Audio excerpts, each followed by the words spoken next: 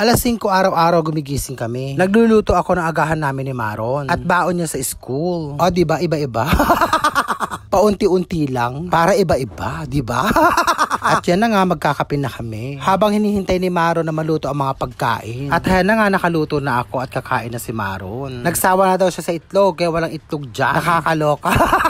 Pagkatapos kong ihanda ang pagkain ni Maron, yun namang babaurin niya. At kailangan kong palamigin ng konti kasi nga pag mainit na ilalagay sa bag, baka mapanis. So hayan na nga, nakagayak na ang anak ko at papasok na siya. Ihahatid ko na siya sa labasan. At wala yung mga tricycle na sinasakyan niya. Kaya naghanap ako ng ibang tricycle. At mabuti na lang, kilala ko yung mga tricycle nandun. Kaya naisakay ko na siya. At ito nga pala yung lalaki napaka-arte. Nadikit lang yung lubid sa binti, mukhang nagalit na. O diba, ang bilis uminit ang ulo nila dahil sa traffic? Nakakaloka. So magandang araw po sa ating lahat. Nawa po ay patnubayan tayo ng Panginoong Diyos. At sana naman habaan naman natin ang pasensya natin. Huwag naman agad-agad umiinit ang ulo natin. Abay, di ba nakaka-stress yun? And Lord, patawarin niyo po kami sa aming mga kasalanan. Patnubayan niyo po kami palagi. Ilayo niyo po kami sa anumang sakit at kapahamakan. At maraming salamat po sa inyo. Amen. So hayan na nga, umpisa na naman ang aking trabaho. At nandito na ako sa una kong pasyente. Aba, napakadami nilang kalapati. At hayan na nga, tapos na ako magpasyente at naglalakad na ako at pupunta ako sa kanto. Hindi na pala ako sumakay ng tricycle para makatipid ako. Sayang din yung 30 pesos, diba? Eh malapit lang naman. Huwag ka nang umarte, sanay ka naman sa lakaran.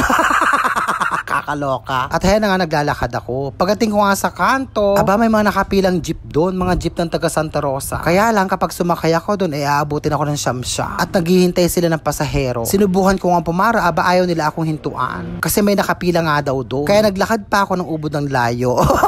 Para makasakay ng jeep. Ah, diba, wais ang ganda nyo. So, hayan na nga, nandito na ako sa Cabanatuan. And shout out nga po pala kay Tita Fides. Kakaibang pangalan, ano?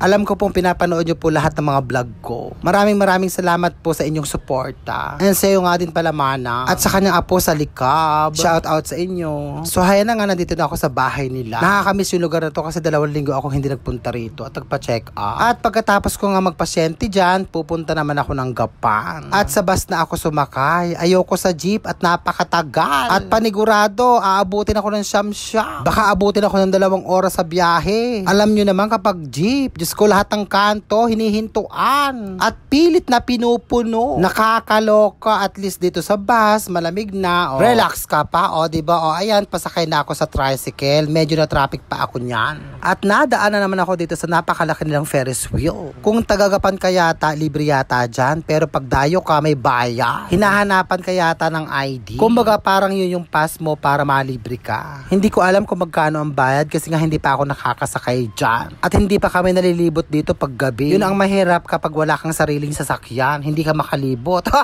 Kailan kaya yun, ano? Hindi naman masabang mangarap. Mainam yun nangangarap ka kaysa yung walang pangarap. At yun nga rin yung pinagdadasal ko. Mabigyan ko na magandang kinabukasan yung anak ko at saka yung mga anak ko sa lupa. Ay, ang buhay nga naman. Napakasarap pa buhay sa mundong ibabaw. At hayan na nga, napakadaming mabibili sa gilid ng kalsada. Mga tiyangge at mga pagkain. At hayan na nga, nandito na ako. At inabutan na ako ng tanghalian dito. Pagkatapos ko nga magpasyente, aba, pinakain nila ako. Napakasarap ng sarsyadong dalagang buki. Nag-enjoy ako sa pagkain ko. Maraming salamat nga pala sa bahay na kinainan ko. Sa uulitin. Charot! Actually, ayoko nga kumain kasi nga nagda-diet ako. At hena nga, pauwi na ako niyan. Kaya lang nakakyata yung gate. So, hayan nga, pauwi na ulit ako. At sa bus na ako sumakay. Talagang bus ang inabangan ko. Ayoko talagang mag-jeep. Parehas lang naman yung pamasahe. Bumili nga ako ng mani kasi nga napakabango ng bawang. Yung bawang lang naman ang habol ko. High blood?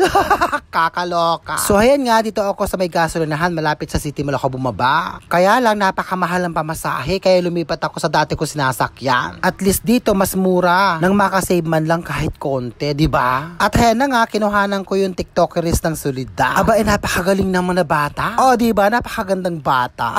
Siya nga pala si Ani. Juris pala. At ayan na nga, tapos na ako magpasyente. Actually, 2 sila dyan, magkapit bahay. Ang mahal ng mga bigas, nakakaloka. Saglit lang po ulit. 1 minute lang to, promise. Kasi 4 point something yung vlog ko, so idadagdag ko lang to para pag mag 5 minutes. So, diba? Hi guys, kain po tayo! Dapat ang ulam namin, sisig. Kaya lang nakalimutan kong bumili ng sibuyas. Eh, naantay namin sa Dugol. Akala ko uwi sa Dugol dito para utosan ko siya sa palengke. Eh, pagod na pagod naman ako. Napakadami kong ginagawa. Eh, hindi naman pa pala pupunta. Hindi makontak ni Maron. Kaya yan.